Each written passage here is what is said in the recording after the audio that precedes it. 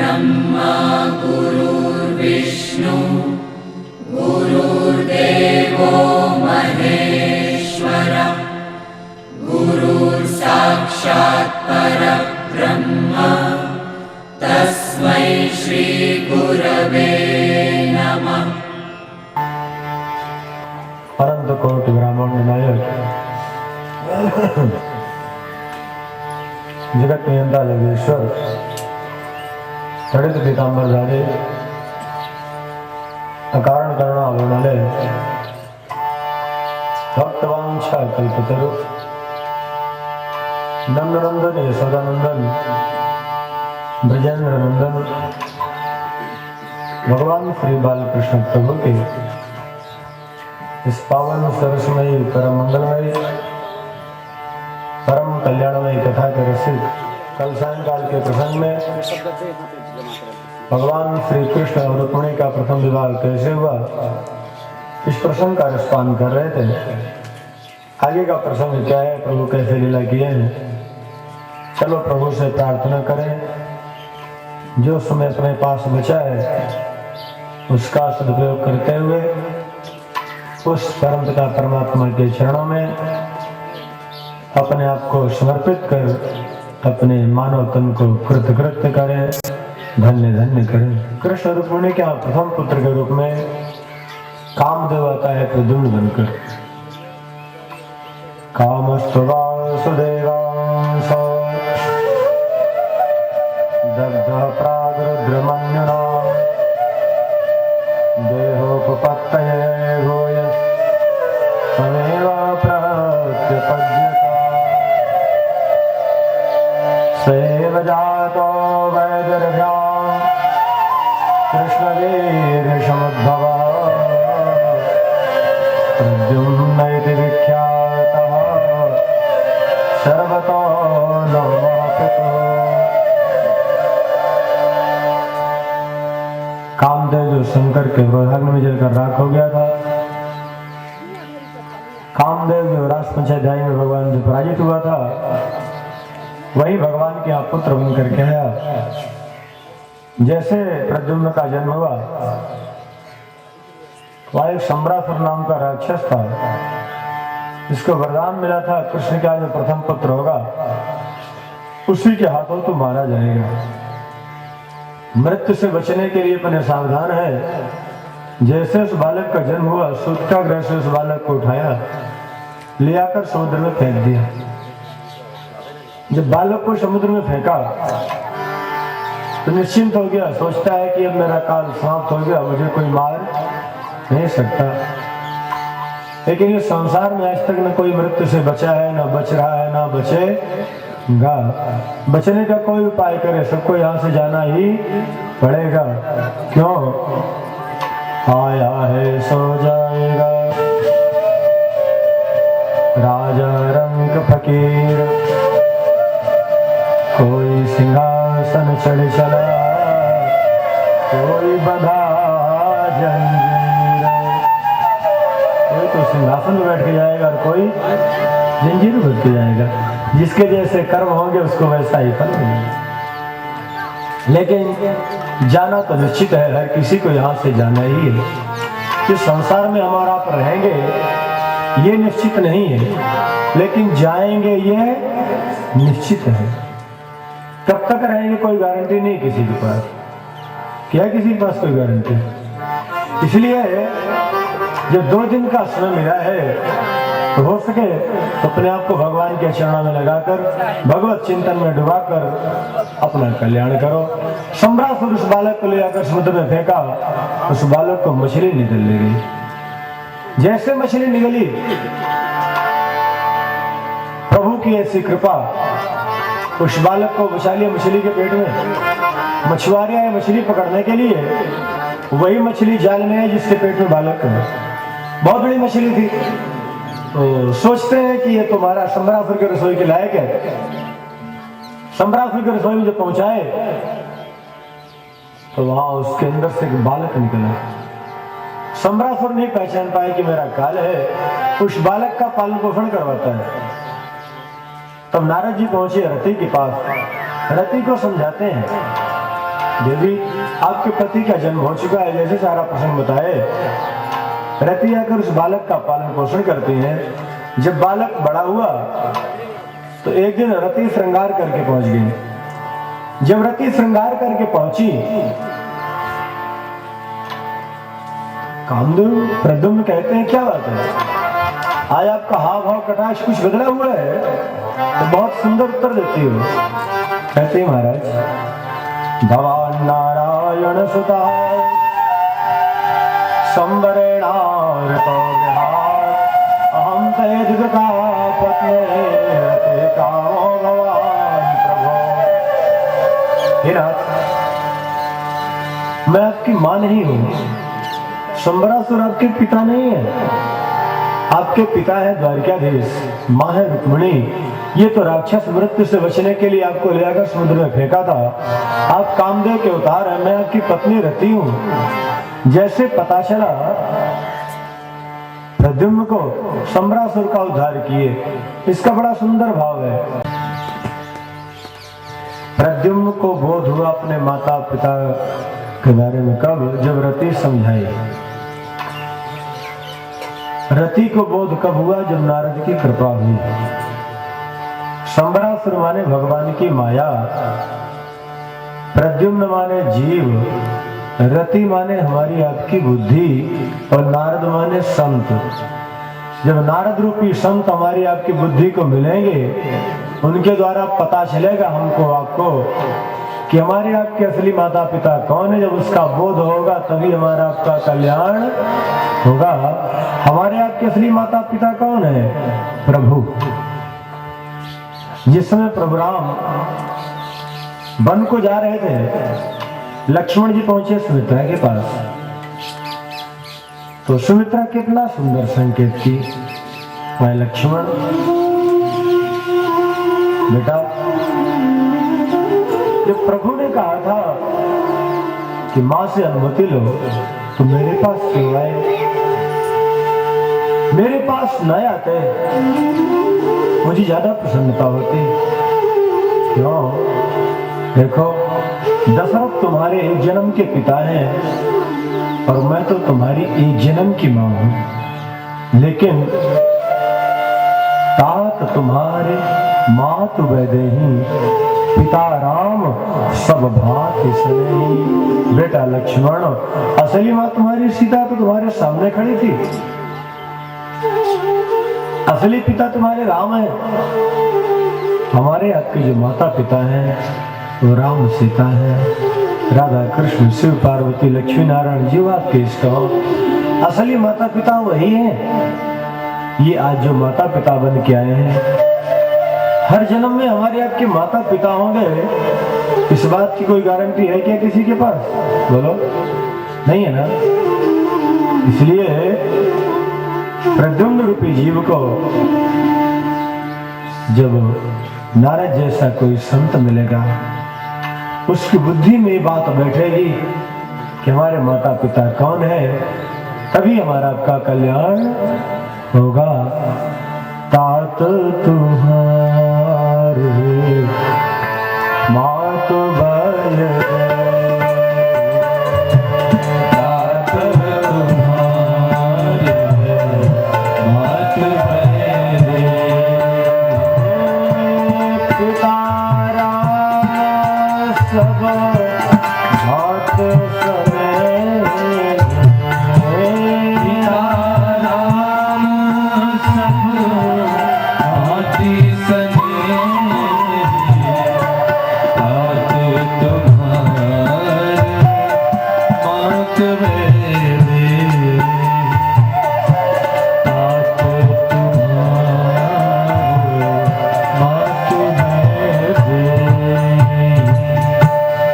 जिस दिन प्रभु कृपा होगी, हमारे आपके जीवन में कोई संत का मिलन होगा, उस दिन हमको आपको बोध होगा हमारे आपके माता पिता कौन है। इसलिए जीवन में उस प्रभु से बस यही प्रार्थना करना है, केशव और कुछ दो या न दो, एक ऐसा संत दे दो जो हमको भवसागर से पार लगा सके, हमको बोध करा सके हमारे माता पिता कौन है। अभी तो हमको आपको अपने माता पिता के बारे में भी बोध नहीं है भक्तों। इसका बोध तब होगा जब जीवन में कोई संत होगा। विभीषण लंका में बैठा है, सोने की नगरी है, लेकिन वहां भी रहकर के उसको शांति नहीं मिली। शांति कब मिली? जब हनुमंतलाल जैसे संत मिले और समझाते हैं, देखो आपके पिता हैं प्रभु राम और माँ है जनक नंदिनी जानकी सीता जी, और हम हैं तुम्हारे भाई। और जब इस तत्व का बोध हुआ विभीषण को, अपने पिता की शरण में आए, राम के माँ के शरण में जब आए, परिणाम ये हुआ कि विभीषण अमर हो गए। आज भी है। जब जीवन में कोई संत आएगा, आपके सारे पाप ताप को धोकर पवित्र पावन कर देता है। क्यों? प्रभु की आज्ञा है, प्रभु का संकेत है। एक बार किसी ने गाय से पूछा कि ये बताओ, बछड़ा आपका इतना गंदा होता है, जब गाय बछड़े को जन्म देती है तो बछड़ा गंदा होता है कि नहीं? बोलिए, होता है ना? छूने की इच्छा होती है? नहीं होती। लेकिन गाय को देखो, जीवा से चाट चाट के स्वच्छ बना देती है, इतना सुंदर कर देती है, लगता है बछड़े को उठा लें गोद में। किसी ने गाय से पूछा, अरे आप गंदगी जीवा से चाटती हो, घृणा नहीं आती आपको? तो गाय ने कहा, इसमें बछड़े का क्या दोष है? मेरा पेट गंदा ना होता तो मेरा बछड़ा गंदा ना होता। दोष तो मेरे पेट का है। उसी प्रकार हमारा प्रभु कहता है कि यदि मेरी माया गंदी ना होती तो मेरे जो बच्चे हैं ये गंदे न होते। जब ये मेरे शरण में आ ही गए हैं, मेरे मार्ग में आने का संकल्प ले लिए हैं, तो संतों के माध्यम से मैं इनको पवित्र पावन कर सदा सदा के लिए अपनी गोद में समाहित कर लेता हूं। इसलिए अपने जीवन की गंदगी को दूर करना है, अपने आप को पवित्र पावन करना है, तो हो सके तो जीवन में एक संत ढूंढ लेना, कोई ऐसा साधक मिल जाए, संत मिल जाए जो आपको भवसागर से पार लगा दे। जब तक संत नहीं मिलेंगे तब तक ये संसारी लोग भटक रहे हैं और भटका ही रहे, भटकते ही रहेंगे। संसार से भटकना बंद हो जाए हमारा आपका, हमको आपको शांति मिले, हमारा आपका कल्याण हो, हमारे आपके जीवन की सारी वेदना दूर हो। यदि ये सब चाहिए तो भक्तों एक संत जरूर अपने जीवन में खोज लेना, एक गुरु बना लेना। ऐसा गुरु हो जो आपके अज्ञान को दूर कर दे, भगवत नामामृत का रसपान कराकर आपके अंतःकरण को पवित्र पावन कर दे।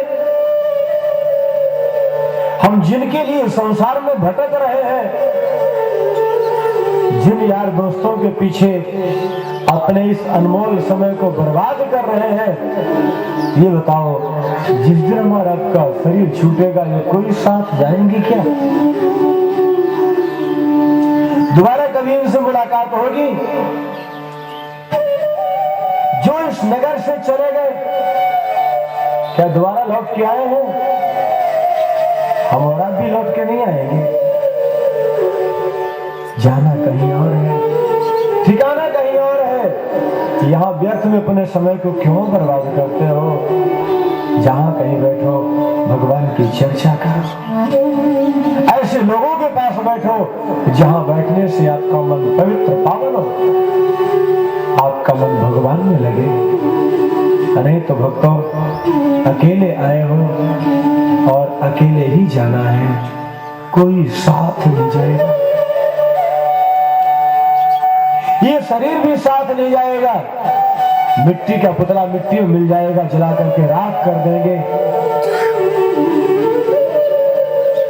जाएगा जब यहां से कोई न साथ होगा, 2 गज कफन का टुकड़ा तेरा निराश होगा। यदि बालक होगा तो आग दे देगा चिता में, नहीं होगा तो कोई भी आग लगा देगा, जल के राख हो जाएगा। जब ये शरीर साथ नहीं देगा, ये यही रह जाएगा, छूट जाएगा। इस शरीर से जुड़ने वाले जितने रिश्तेदार हैं वो कहां तक साथ देंगे? कौन तेरा साथी है संसार में? तू किसके लिए भटक रहा है, किसके लिए पागल हो रहा? जिनके लिए दिन रात उपद्रव कर रहे हो, हमारा झूठ बोल रहे हैं, मिथ्या भाषण कर रहे हैं, अर्थ संग्रह कर रहे हैं। जब नर्क की यात्रा में जाएंगे तो हमारे आपके साथ कोई भी नहीं होगा, अकेले ही जाना पड़ेगा। इसलिए हो सके तो उठो, जागो, उस परमपिता परमात्मा का चिंतन करो जो आपको इतना सुंदर तन दिया है। जीवन में समस्या आती फिर भगवान को क्यों पुकारते हो? परिवार वालों को पुकारो, वही समस्या दूर कर देंगे। तब फिर क्यों कहते हो हरे राम हे कृष्ण? अब क्यों भगवान याद आ रहा है? यदि पहले भगवान को याद करते तो ये दुर्दशा ही न होती, हमारे आपके जीवन में भटकाव ही न था। इसीलिए भगवान की कथा सुनने वालों, हो सके तो अपने जीवन में एक गुरु ऐसा बनाना जो गुरु आपके अज्ञान को दूर कर दे। खाली दक्षिणा लेना गुरु का काम नहीं है। साल में एक बार जाओ शिष्य के यहाँ विदाई लो, दक्षिणा लो, चले आओ। ऐसे में ना उस गुरु का कल्याण होगा ना शिष्य का कल्याण होगा। सत्राजित भगवान सूर्य के उपासक थे। भगवान सूर्य की कृपा से उनको स्यमंतक मणि मिल गई। उस मणि का फल था एक दिन में 8 मन सोना। कई वर्षों तक उनके पास मणि रही। कितना पदार्थ हो गया उनको खुद को पता ही नहीं। प्रभु सोचे ज्यादा अर्थ हो गया है, पतन का कारण बनेगा। जैसे ही वहां पर हमारे प्रभु पहुंचे, सत्राजित स्वागत सत्कार किए। भगवान ने कहा राजन, पदार्थ बहुत सारा एकत्रित कर लिए हो, ये मणि मुझे दे दो। कृष्ण, मणि मुझे बहुत परिश्रम से मिली, धन आपको जितना चाहिए ले लो, लेकिन मणि, भगवान ने कहा देखो ना मुझे तुम्हारे धन की आवश्यकता है न मणि की, मैं आपको समझाने के लिए आया हूँ। मान जाओ तो ठीक है, न मानो तो ठीक है। हमारे प्रभु का काम है समझाना, संतों का काम है समझाना। मान जाओगे तो कल्याण आपका होगा, नहीं मानोगे। आप लोग 7 दिन के लिए बुलाए थे, आज 7वां दिन है। अभी बस 11 बजे कथा को विराम दे देंगे। जो प्रभु कृपा से प्रसाद मिल रहा दे रहे हैं, किसी को अच्छा लगे तो मान लो, ना अच्छा लगे तो ना मानो, हमारे क्या बिगाड़ोगे। भगवान का नाम लोगे तो कल्याण आपका होगा, नहीं लोगे तो डूबोगे आप। करना क्या अपने? इसलिए अपना कल्याण यदि करना है तो हमको आपको प्रभु की बात माननी चाहिए। लेकिन प्रभु की बात मानने को तैयार नहीं है, शरीर में शक्ति नहीं है चलने की। तब भी देखो बूढ़े लोगों को लगे हैं गृह कार्य में, दिन रात घसीट रहे। कथा भगवान की हो रही, इस गांव बूढ़े बहुत होंगे, लेकिन भगवान की कथा में आने को समय उनके पास नहीं है। आगे की तैयारी है, कुछ दिन के बाद राम नाम सत्य होने वाला है, तब भी ममता नहीं छूट रही है, लगे दिन रात में। अरे कम से कम अब तो भगवान के लिए समय निकाल लो। अरे महाराज क्या करें, तो ठीक कुछ नहीं करो, फिर अंत में हाय करना रोना। कई बूढ़ों को देखता हूँ गांव देहातों में ताश की पत्ती लेकर के पीटते बैठे रहते हैं, भगवान का नाम नहीं लेंगे। क्यों? भगवान का नाम हर किसी के मुख से आता भी नहीं है। जय राम दारुण दुख देहि, जय राम दारुण दुख देहि, ताकर मतिया गे हर लेहि, ताकर मतिया गे हर लेहि, जय राम दारुण दुख देहि, जय राम दारुण दुख देहि, जय राम दारुण दुख देहि, ताकर मति आजे हरि लेंगे। भाई जो बूढ़े लोग क्षमा करेंगे, अन्यथा न लेंगे, लेकिन जो बूढ़े लोग हैं उनको घर वाले चाहते भी नहीं है। वो तो कहते हैं भगवान भला करे इनका। जिनको पेंशन मिलती है उनकी बात में नहीं करता, जिनको पैसा मिलता होगा। लेकिन जहाँ कोई आमदनी नहीं है, खाली खर्चे ही भरे और बैठे बैठे बूढ़ा कुड़ करता रहता है। बुढ़ापे में कुछ होता नहीं, दिखाई भी कम पड़ता है और सुनाई भी कम पड़ता है, लेकिन बूढ़ों की आवाज़ बहुत ज़्यादा चलती, जवान चलती है। इसीलिए बूढ़े की चारपाई गेट के बाहर आ जाती है, घर के बाहर। बूढ़े लोग कहाँ रहते हैं? पर्ची बाहर में, सारी क्या बोलते हैं, वहीं आ जाते हैं कि नहीं? क्यों? अब इनको आगे निकालना है तो पहले से किनारे रहेंगे ताकि जल्दी हो। और मजे की बात ये, संसारी लोग इतने स्वार्थी हैं, फिर भी हमारा आप इतने ना समझ है। जब कोई बैल हल में चलने वाला होता है ना, तो किसान लोग रात के 2 बजे उठ के उसको आटा डालते हैं, देखते हैं कि खा रहा है कि नहीं खा रहा है, सुबह फिर देते हैं। क्यों? हल में ले जाना है। लेकिन जो बूढ़ा बैल हो जाए इसको क्या करते हैं? 2 बजे कोई आटा डालता है, किनारे बांध देंगे, खाए और चाहे मरे। उसी प्रकार जो काम करने वाले नौजवान लोग हैं, जो एक ही जो पैसा कमा रहे हैं, देखो उनको 4 बार भोजन नाश्ता पानी, लेकिन बूढ़ा एक बार चाय के लिए गए तो ऐसे गुर्रा के बोलेंगे, अरे दूध नहीं है, सारा दिन चाय चाहिए इसको। जब होगा तो व्यवस्था कर देंगे। फिर भी ये बूढ़ा, एक बड़ा सुंदर भजन है, एक लाइन सुनाता हूँ आप लोगों को।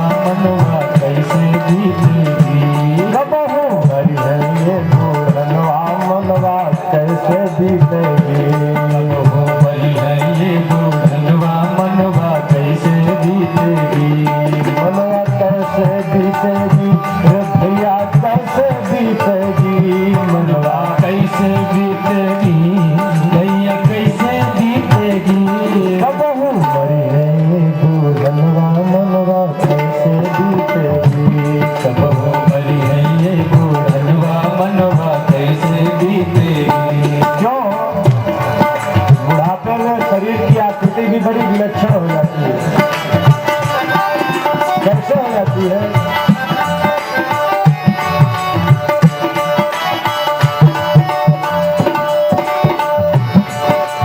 कमर कमान दांत सब टूटे, नजर गई नजराने। कमर कमान दांत सब टूटे, नजर गई नजराने। बुढ़ापे में चश्मा लगने लगता है ना, जब आँख कमजोर है चश्मा लगने लगे। क्यों बसंत जी? चश्मा लगने लगे तो समझ जाओ अब ये रिटायरमेंट वाला है।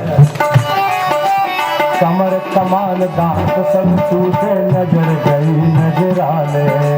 कमर कमान दांत सब टूटे, नजर गई नजराने। खाट बिछाए, कहाँ आ गए? खाट बिछाए द्वार पर पड़ गए, बहु मारे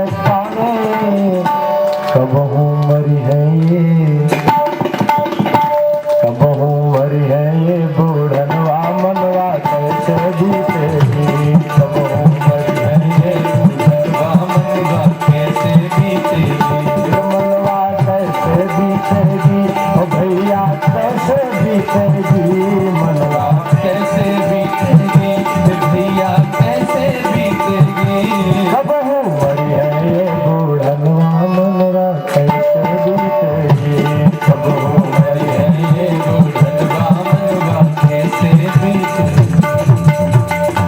वृद्धावस्था में कोई किसी को नहीं चाहता महाराज, कोई बूढ़े का शरीर शांत हो। लोग कहते हैं महाराज उनके लिए अच्छा ही होगा, अब अवस्था भी ज्यादा थी। ये नहीं कहते कि चलो जैसे भी थे अपने घर के लिए भगवान थे, हमारे माता पिता, बोले महाराज अवस्था ज्यादा थी अब इनके लिए ठीक ही हो गया। ठीक क्यों हो गया? बोले कमाने के लायक नहीं थे। इसलिए ध्यान रखना, अंत में केवल साथी तो वही है। भगवान समझाते हैं मान जाओ तो ठीक है, न मानो तो ठीक है। प्रभु सत्राजित के यहाँ से चले गए, सत्राजित भगवान को मणि नहीं दिया। एक दिन उसका भाई प्रसेन मणि धारण करके गया शिकार करने, तो उसका खुद शिकार हो गया। भाई मारा गया मणि के चक्कर में।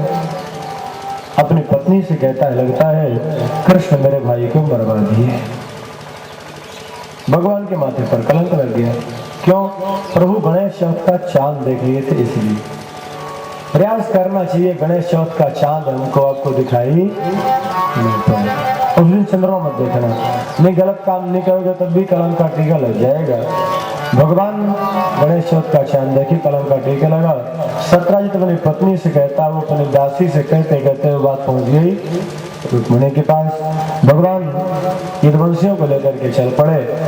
जैसे आगे गए उसके भाई की अस्थियां पड़ी तो उसके आगे शेर की हड्डी पड़ी थी। जब और आगे बढ़े एक बिल दिखाई पड़ा। वृक्षराज विलम भीमं अंधेन तमसा व्रतम एको विवेश भगवान अवस्थाप्य वही प्रजा। भगवान यदुवंशियों से कहते हैं देखो मेरी प्रतीक्षा 12 दिन तक करना, यदि मैं आ जाऊं तो ठीक है, न आऊं तो आप लोग। जैसे बिल में प्रवेश किया वहां पर एक जामवंत नाम के ऋषि थे। भगवान को देखते आक्रोश आ गया। क्यों? जामवती चीख पड़ी भयभीत होकर, किसी पुरुष को देखे नहीं। तब वहां पर कृष्ण और जामवंत का भयानक युद्ध चला 27 दिन तक। यदुवंशी सत्राजित को कोसते हुए चले आए, अम्बा यज्ञ करते हैं जिससे प्रभु कुशल लौट के आए। 28वें दिन जब जामवंत पसीने से चूर चूर हो गए तब भगवान राम रूप में प्रकट हो गए। कहां पर गए प्रभु आप? बोले हाँ। मुझसे इतना बड़ा अपराध? बोले नहीं, आपकी इच्छा की पूर्ति के लिए हमने ऐसी लीला की है। मेरी इच्छा की पूर्ति? बोले हाँ। याद करो जिसमें रावण का हमने उद्धार किया तो आपसे पूछा था कि युद्ध में आनंद आया कि नहीं, तो आपने कहा जब तक मेरी भुजाओं में पसीने ना आए तो आनंद नहीं आता।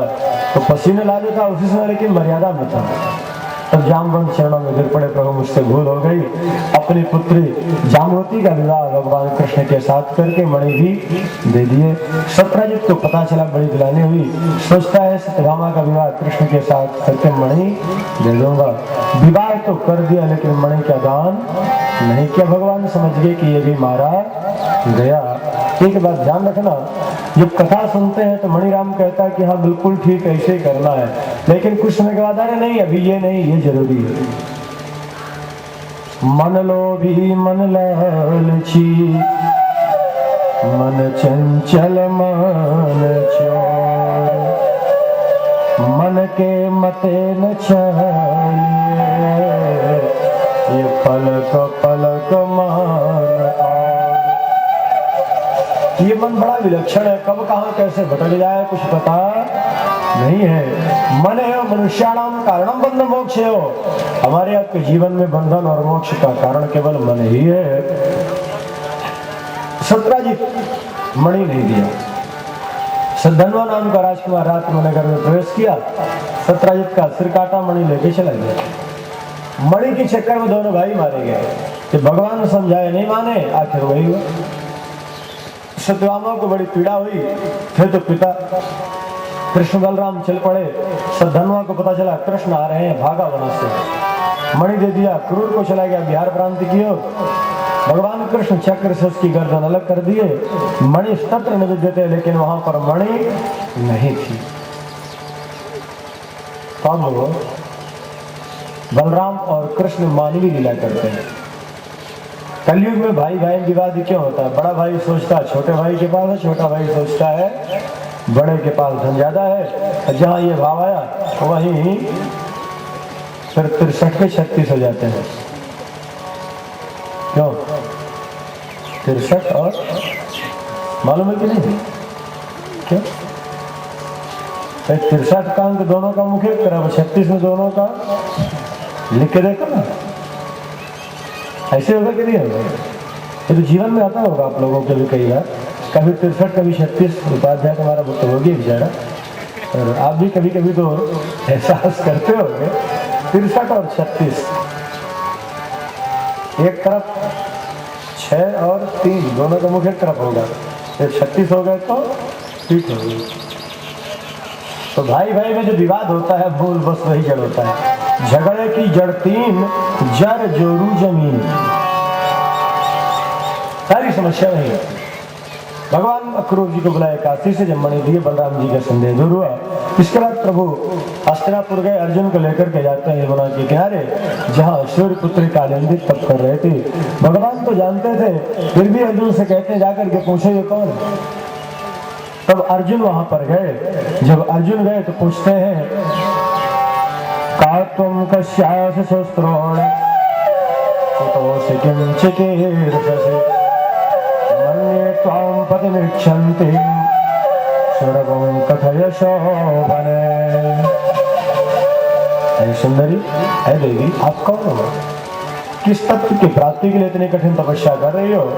तो कहती है कि हे वीर, अहम देवस्य सवितुर दुरिता प्रतिमेक्षते विष्णुं वरेण्यं वरदं तपः परममास्थिता।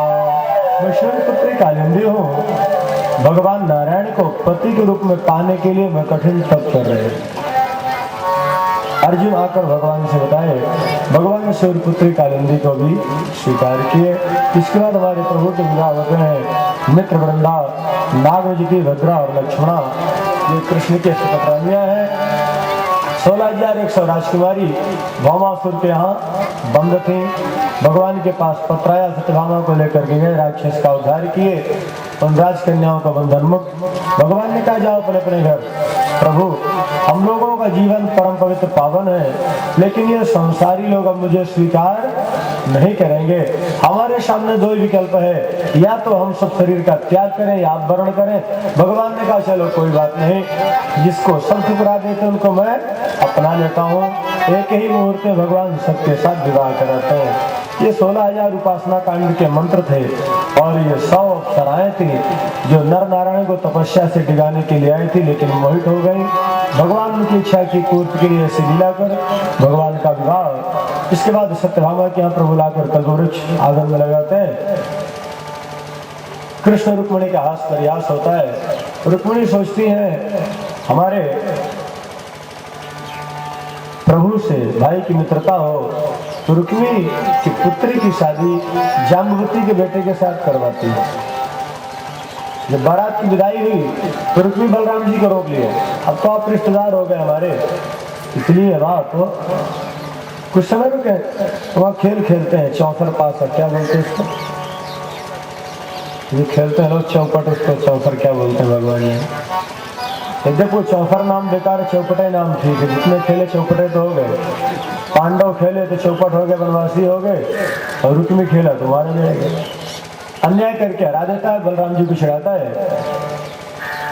कि गाय चराने वाले क्या जाने, तो खेल राजाओं का। एक बार 2 बार बलराम जी शांत रहे। बलराम जी को आक्रोश आया, उठाए मूसल दिए खोपड़ी में, वहीं गोविंद आए, नमो नमो, उद्धार हो गया। जब मारा गया तब रुक्मिणी को बड़ी ग्लानि हुई, लेकिन कुछ कर भी तो नहीं सकते। भगवान कृष्ण रुक्मिणी का उद्धार किए। इसके बाद एक शंकर का परम भक्त था बाणासुर। भगवत कृपा से उसको 1000 भुजा मिल गई। जब 1000 भुजा मिली, उसके अंदर अहंकार आ गया। जब अहंकार आया, पहुंचा भगवान शंकर के पास, प्रभु आपने इतनी सारी शक्ति दे दी है, कोई युद्ध करने वाला नहीं मिल रहा है, मेरी भुजाओं में खुजली हो रही है, तो बोले आपसे दो बात करना चाहता हूँ। भगवान शंकर मुस्कुराए, पगले मुझसे वरदान लेकर मुझसे युद्ध करेगा? तो संसार में कुछ ऐसे लोग होते हैं जिनकी कृपा से आगे बढ़ते हैं, बाद में उसी की गर्दन काटने को तैयार होते हैं। भगवान ने कहा ज्यादा अहंकार है तो ये ले जाओ ध्वज महल में लगा दो, जिस दिन ये ध्वज आपका झुक जाए तो समझ जाना अब अहंकार मिटाने वाला कोई पैदा हो गया है। एक दिन बाणासुर की जो पुत्री है उषा भगवान के पोते अनिरुद्ध को स्वप्न में देख ली, उसका मन विचलित हो गया। उसकी सहेली आई चित्रलेखा, क्या बात है आज क्यों अनमनस्क हो? तो कहती है क्या बताऊं बहन, दृष्ट्वा कश्चिन्नरः स्वप्ने श्यामः कमललोचनः पीतवासा बृहद्बाहुः योषितां हृदयं नमः। आज स्वप्न में एक बड़ा सुंदर स्वरूप दिखाई पड़ा जो मेरे चित्त को चुरा लिया। नाम क्या है? बोले नाम के बारे में पता नहीं मुझे। बड़ी समस्या है, नाम नहीं जानते रूप जानते हैं। अब आपके नगर में कोई आकर के कहे कि हमको अमुक एक व्यक्ति से मिलना है, आप कहेंगे उसका नाम बताइए, और वो कह दे कि नाम नहीं जानता बस रूप जानता हूँ, पैंट शर्ट पहनता है या धोती कुर्ता पहनता है, 5 फुट का है, गौर वर्ण है, तो आप बता दोगे उसको? कह दोगे आगे बढ़ो, फिर मुझे पता नहीं है। अब यहाँ समस्या ये है कि ये नाम नहीं जानती, रूप भर जानती है। और चित्रलेखा के पास एक गुण था, वो सबके चित्र अंकित कर लेते थे, उसका नाम था चित्रलेखा। समझ गए इसके चित्र को चुराने वाला कोई सामान्य तो हो नहीं सकता। देवताओं के चित्र बनाई मना कर दी, अंत में जब कृष्ण का चित्र बनाई तो लज्जित हो गई, अरे किसी के वंश में है कोई चित्र चोर इसका। और जैसे अनिरुद्ध का चित्र बनाई तो हंस पड़ी, अच्छा तो ये योग माया का आश्रय लेकर के चल पड़ी। भगवान सुदर्शन चक्र से कहते हैं चित्रलेखा आ रही है उसको आने देना। अनिरुद्ध को पलंग के उठाई ले गई, उषा अनिरुद्ध का मिलन, जैसे दोनों का मिलन हुआ उषा अनिरुद्ध का बहुत खुश। कुछ समय के बाद सेवक आके कहते हैं महाराज लगता है राजकुमारी के कक्ष में कोई राजकुमार है, जो हमने देखा तो नहीं, पर लक्षण ऐसा लगता है। अंदर जाके देखा अनिरुद्ध कारागार में डाल दिया। भगवान अपनी माया डाली नारद के अंदर। नारद पहुंचे भगवान के पास। जब भगवान के पास पहुंचे, प्रभु ज्यादा लंबा परिवार अच्छा नहीं होता। भगवान ने कहा क्यों? ज्यादा लंबा परिवार हो पता चलता है कौन कहाँ बोले, तो सब पता है। क्या पता है? आपका पोता प्रहलाद वो अनिरुद्ध पड़ा है जेल बाणासुर के। भगवान वहां से अपनी सेना लेके चल पड़े, यहाँ शंकर जी लेके चल पड़े। शंकर वरदान दिए थे तेरे राज्य में कोई आक्रमण करेगा उसको पहले मेरे साथ युद्ध करना पड़ेगा। देवता घबरा गए, जब यही दोनों लड़ेंगे तो बचाएगा कौन? भगवान शंकर जब शस्त्र छोड़ते हैं भगवान कृष्ण नष्ट कर देते हैं। अंत में जब शंकर परेशान हो गए तो ज्वर का प्रयोग किए। जब ज्वर का प्रयोग किए उस समय भगवान सुदर्शन चक्र छोड़ दिए। ज्वर सुदर्शन चक्र को देखते भगवान के चरणों में लौट दिया, प्रार्थना करता है हे प्रभु नमामि त्वां अनंत सत्यं परेशं सर्वात्मानं केवलं ज्ञातिमात्रम् विश्वोत्पत्ति स्थान संग्रहेतुम्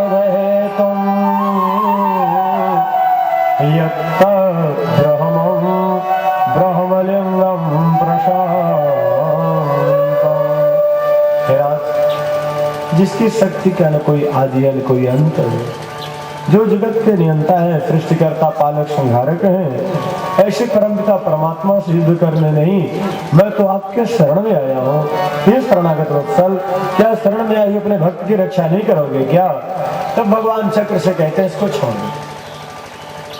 और प्रभु ने कहा एक काम करना, देखो आपको कलयुग में एक कार्य जरूर करना है। क्या?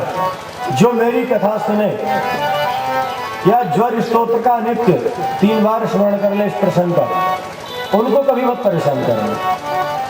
लेकिन जो मेरे मार्ग से विमुख हो तो बीच बीच में उनकी सेवा करते रहिए। बुखार से बचना है तो नित्य प्रति 3 पाठ ज्वर स्तोत्र का करते रहो। 4 श्लोक है, जीवन में कभी बुखार नहीं आएगी। लेकिन ऐसा मत करना है, डॉक्टरों का क्या होगा बेचारों, तो डिस्पेंसरी वाले फिर कहाँ जाएंगे, तो बेरोजगार न हो जाएंगे। लेकिन ध्यान रखना, जो 3 बार पाठ कर ले, भगवान की घोषणा है, त्रिशिरस्ते प्रसन्नोऽस्मि विहेतुते मज्जराद्वयम् यो स्मरति संवादम् तस्य त्वन्न भवेत् भयम्। जो 3 बार इस प्रसंग का स्मरण करें नित्य प्रति, उनको कभी छेड़ना नहीं।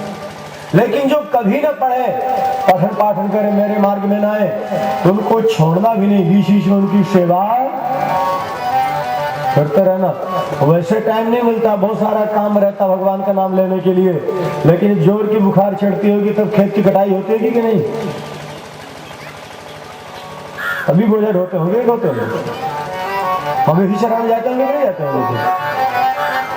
फिर उस समय क्या होता है, तब तो चारपाई में पड़े पड़े, हाय राम मर गए, अरे भी मरे कहाँ, अभी तो करा रहे हैं। वैसे भगवान का नाम लेने के लिए फुर्सत नहीं है, बोले महाराज क्या करें, बहुत सारा ये कार्य वो कार्य।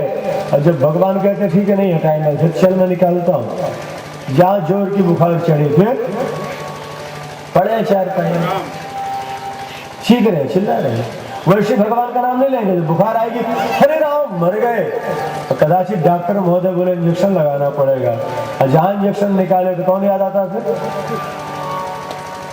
तो काहे कि दुर्दशा हो। इससे अच्छा है कि थोड़ा समय भगवान के लिए अरे मन प्रभु का भजन तो किया कर, थोड़ा सा समय उस परम पिता परमात्मा के लिए निकालोगे तो जीवन में कोई समस्या नहीं आएगी। धन्यवाद है आप लोगों को। हम आपकी कथा दिन भर सुनते हैं और आते हैं। हमारे पैर जो हैं जर्जर हैं, माल ही तक के भी वाहन लेकर आए हैं। हम यहाँ आहरी में रहते हैं, नदी किनारा। और आपके जो ये श्रोता लोग भक्ता लोग हैं, ये भजन जो कहते हैं नारायण की, हमें बहुत पसंद आता है। जब नारायण का स्मरण करते हैं स्पष्ट तो हमको सुनाई देता है। इसलिए हम आप सब लोगों को धन्यवाद देते हुए और दर्शन लेते हैं। आप लोग को कृपा करिए, आशीर्वाद कीजिए भगवान की। आप कन्हैया कृपा होगी, अच्छा रहेगा। तो भगवान कहते हैं कि त्रिशिरस्ते प्रसन्नोऽस्मि विहेतुते मज्जराद्वयम् यो नो स्मरति संवादम् तस्य त्वन्न भवेत् भयम्। जो नित्य प्रति 3 बार इस प्रसंग का स्मरण करें, पठन पाठन करें, उनको कभी मत सताना। लेकिन जो इस प्रसंग का पठन पाठन न करें, स्मरण न करें, उनकी सेवा विशेष में करते रहना। इसके बाद भगवान कृष्ण शंकर जी के ऊपर जन्मास्त्र का प्रयोग किए। जमाई आने लगी आलस्य, जब आलस्य आने लगी तो आलस्य बन के पड़े। कृष्ण और बाणासुर का युद्ध हुआ, भगवान ने सारे शस्त्र नष्ट कर दिए। उसकी माँ जो कोटरा है अमर्यादित वेश में आई, भगवान आंख बंद कर लिए, दोबारा पुनः शस्त्र लेकर निकला। भगवान ने सारे शस्त्र नष्ट कर भुजाओं को काटने लगे, 4 भुजा बची। तब शंकर जी आ गए, प्रभु हमने इसको वरदान दे रखा बेटा। अरे भोलेनाथ, आपसे पहले वरदान मैं दे रखा हूँ, प्रहलाद का वंशज है, बाणासुर का अहंकार नष्ट होता है। अंत में उषा अनिरुद्ध का विवाह, भगवान को बहुत सारा भेज दिया। प्रभु वहां से द्वारिका प्रस्थान करते हैं। बाणासुर भगवान शंकर के नाम का चिंतन करता हुआ शिवलोक जाकर भगवान शंकर का गण बन के सदा सदा के लिए अमर हो जाता है। ओम नमः शिवाय, ओम नमः शिवाय, हर हर भोले नमः शिवाय, नमः शिवाय, नमः शिवाय, हरे हरे भोले नमः शिवाय,